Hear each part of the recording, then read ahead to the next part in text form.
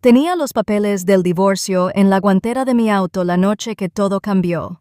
Firmado, fechado, listo para ser presentado el lunes a primera hora de la mañana. Ensayaría lo que le diría, tranquilo, desapegado, practicado. Nos hemos distanciado, le decía, esto ya no funciona. Pero nada de eso pasó, porque esa misma noche escuché algo que me rompió y de alguna manera me recompuso. Durante meses había estado viviendo como un fantasma en mi propia casa.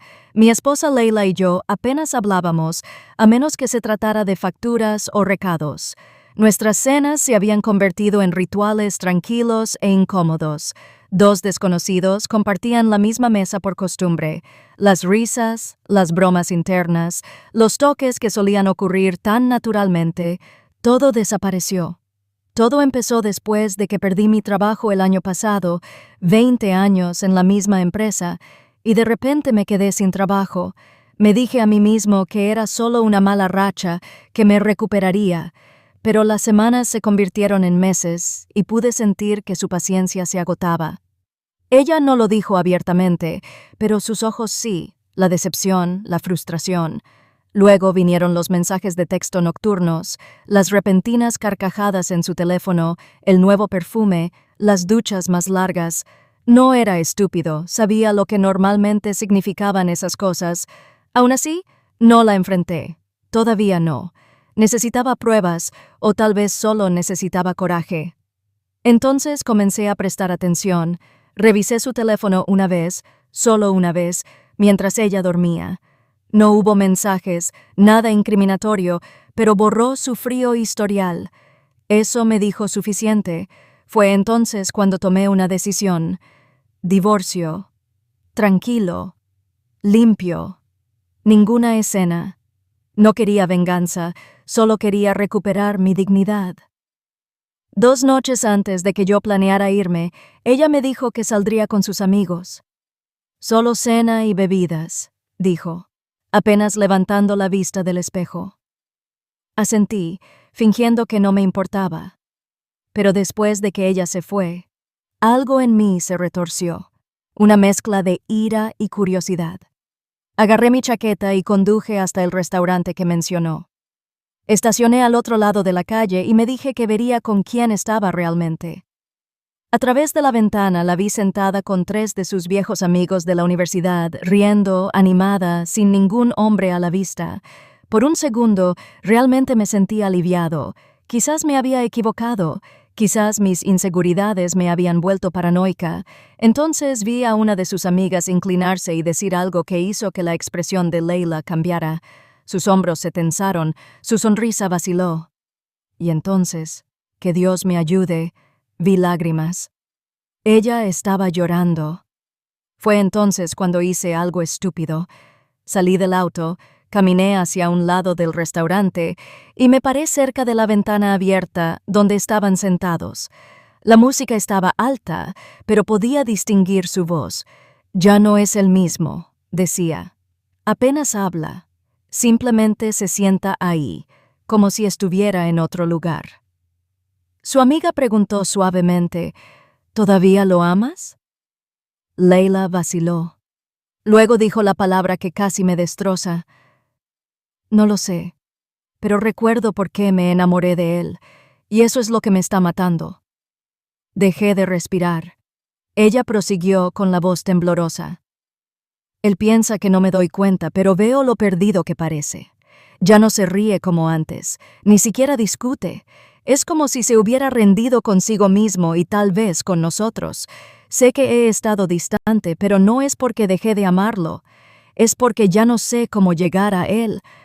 Su amiga se acercó y le tocó la mano. Leila se rió amargamente entre lágrimas. A veces pienso que se merece a alguien mejor, alguien que todavía cree en él.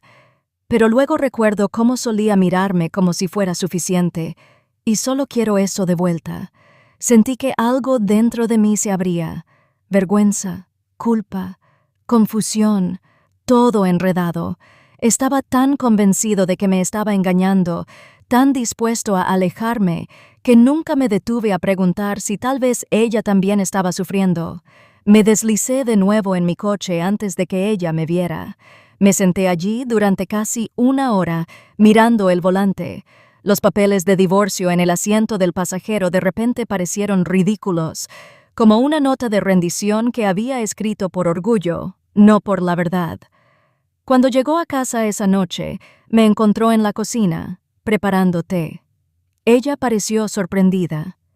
«¿Estás despierto?», dijo con cautela. «Sí», dije, no podía dormir. Nos quedamos allí en silencio durante un largo momento. Entonces, sin saber muy bien por qué, dije, «¿Te acuerdas de nuestro primer apartamento, el que tenía la calefacción rota?». Ella parpadeó, sorprendida. Por supuesto, solíamos hervir agua para mantenernos calientes. Sonreí levemente. Solías meter tus pies fríos debajo de mis piernas cuando veíamos la televisión. Eso la hizo reír, una risa pequeña y real. No sé qué me pasó, pero extendí la mano y tomé su mano. Ella no se apartó.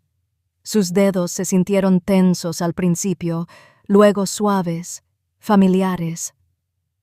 No hablamos de los meses de silencio, de la sospecha o de la distancia emocional, no esa noche. Pero algo cambió, como una ventana entreabierta en una habitación que había estado cerrada demasiado tiempo. Durante las siguientes semanas, comenzamos a reconstruir, de manera torpe, pero honestamente, salíamos a caminar y cocinamos juntos. Me contó sus miedos, que había dejado de verla, que se sentía invisible. Y le conté mi vergüenza, el fracaso que no podía admitir, el orgullo que me impedía pedir ayuda. No fue una reconciliación perfecta. Todavía discutimos. Todavía tuvimos momentos de duda. Pero por primera vez en mucho tiempo lo intentábamos. Y a veces, a altas horas de la noche, pienso en esa noche fuera del restaurante. Qué cerca estuve de alejarme de la única persona que realmente me conoció. La semana pasada, mientras limpiaba el auto, encontré el sobre con los papeles del divorcio. Me quedé allí sentado un rato, mirando mi propia firma, la fecha. Luego lo partí por la mitad, lenta y deliberadamente, porque finalmente entendí algo. El matrimonio no se trata de nunca romperse. Se trata de decidir reparar, incluso cuando las grietas son profundas. Y a veces, el amor no suena como grandes confesiones o disculpas. A veces, es solo una voz tranquila que dice, «Todavía creo en ti».